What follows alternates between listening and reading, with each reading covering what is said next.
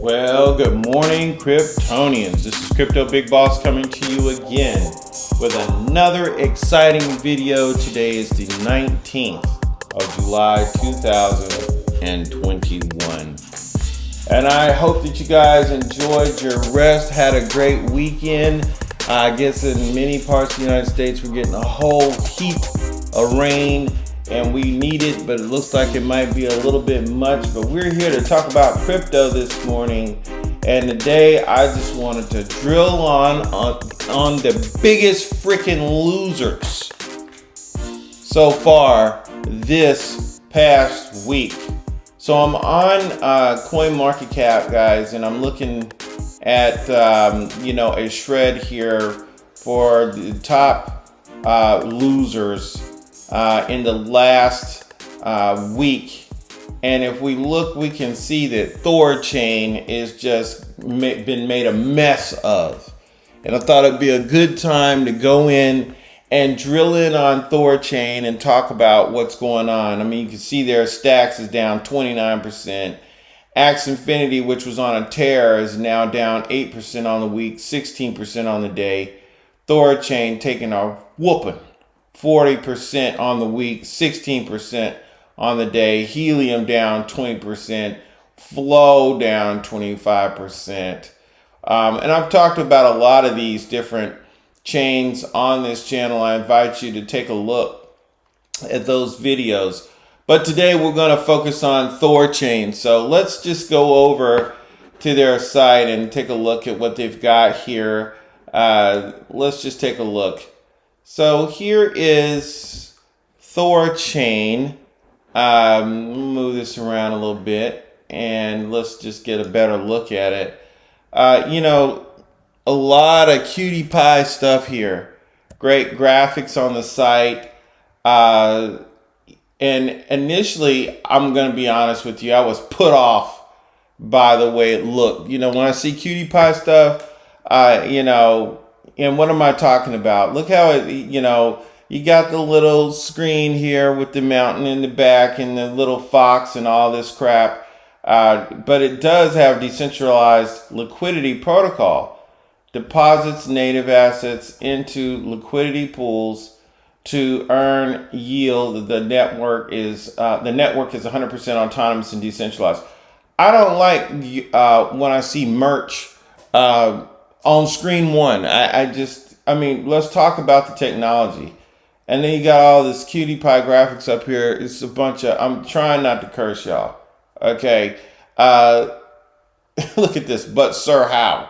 Register a Thor name, one name, many wallets, don't miss this and that. So, it really was kind of putting me off when I saw how they wanted to advertise their chain. But as I dug into it, I became much more interested in what they were talking about. They start talking about the Asgardian desktop, Asgard EX, Thor swap. Okay, I take the little cutie pie stuff off, and I see they have a desktop tool, they have a swapping mechanism. Okay, now when they come over here, they start talking about Rune. Designed to be the most liquid in its own ecosystem, its utility creates value for the network. Rune is their, I believe, their coin. So, now it's starting to look like something. This put me off. Okay, look at this. LP on Thorchain, hodlers, hodling. This does nothing for me. Okay, this just did not do anything for, telling me more about the coin. Okay, and more about their chain. Let's just get off of that. And this looks like a bad copy of some weight loss graphic that they're trying to change into something.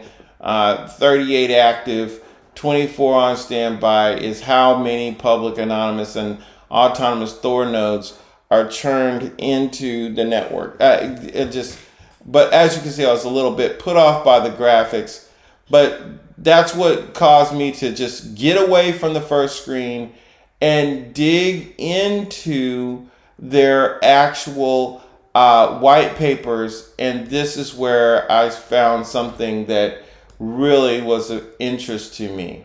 Okay, with the introduction, they did have a pretty good introduction here talking about what is Thorchain. And I want to kind of take you through this. If you're unfamiliar with Thorchain, you won't be after this. So it says that they're introducing Thorchain, Midgard, and Asgard EX. We already know that's their exchange as the rest of the ecosystem, right? And the rest of the ecosystem. So it says Thorchain is a decentralized cross-chain liquidity protocol based on Tendermint Cosmos SDK and utilizing threshold signature schemes. It does not peg or wrap assets. It simply determines how to move them in response to user actions. Thorchain observes incoming user deposits to vaults, executes business logic, and processes outbound transactions. Thorchain is primarily a leaderless vault manager, ensuring that every stage of the process is Byzantine fault tolerant. Okay, so it's a swap. It's a leaderless vault manager, and we can assume that the vault has the rune in it. Okay, so Thorchain's key objective is to be resistant to centralization and capture whilst facilitating cross-chain liquidity. See, they're trying to be cute with the language. Thorchain only secures the assets in its vaults and has economic guarantees that those assets are safe. You can learn more about how it works here. So it kind of basically has another little paper here that we could dig down into, but I want to hit the top spots here with the introduction. So let's talk about Rune. Rune is the asset that powers the Thorchain ecosystem and provides the economic incentives required to secure the network.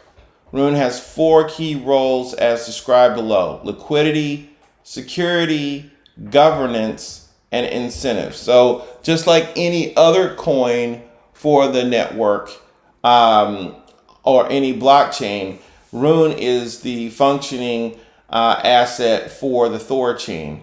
Goes on to talk about roles. There are 4 key roles in the system: liquidity providers, swappers, traders, and node operators.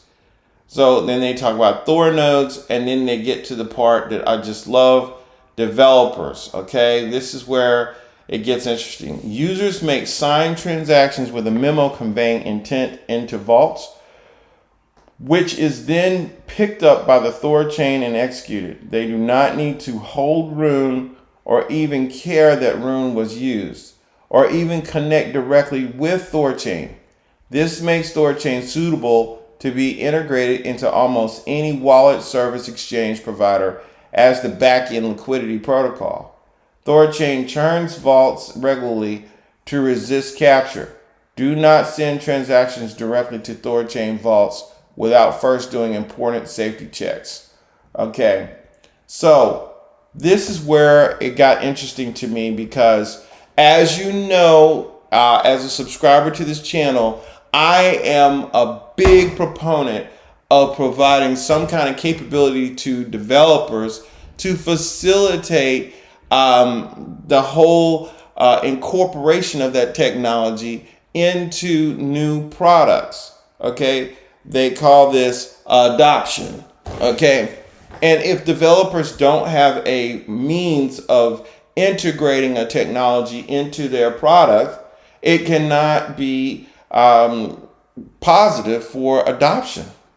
It'll never grow. Okay, so with that just caused me to want to get more into what other things do they have here for the developers. Do they have more information? They start talking about the Midgard is run by every Thor node. They start talking about their state machine. And then if you come over here, if you look over to the right on their site here, they got a little thing here talking about the different pieces and parts and integration. Let's go right to integration. Okay, and it starts talking about developers build products that integrate with Thorchain, such as wallets, exchanges, and other services. Developers simply need to connect to Midgard. They do not need to run a node. So the order of integration: connect to the Thorchain via Midgard. Use data provided by Midgard to display pools, assets. Use Xchain-Crypto to manage key stores for your wallet, and use Xchain.js packages to sign transactions and broadcast. Contributing. Let's see what that means. Thorchain is a public project. Anyone can help contribute to the ecosystem. Start here to learn about the contribution process. Okay, they're trying to collect a couple contributions. So it looks like with this chain, they have the building blocks to allow developers to integrate it into their products. And it also looks like, despite their cliche presentation on the front end, that it is actually a viable chain, which leads us to the big question. Why in the hell is Thorchain down 40% on the week? I'm going to say that again. If Thorchain is so useful with this kind of capability, why is it down 40% in the last 7 days? Now, this is after taking a whooping, okay, on 2 separate occasions. You can now get Thorchain for $3.66. Let's look at Thorchain again. Let's look at Thorchain and look at the graph so we can understand why I'm going off like this, okay? Look at this graph. Thorchain has been as high. Okay, I'm gonna zoom in on this so everybody can understand where I'm coming from. Let's see. Let's get it straight. Let's get it straight.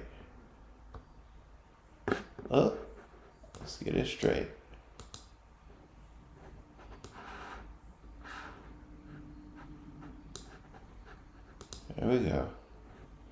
Can we zoom in? All right, let's look at this. This is a terrible graph, y'all. Okay, this is all of the data on Thorchain. I'm going to update it real quick.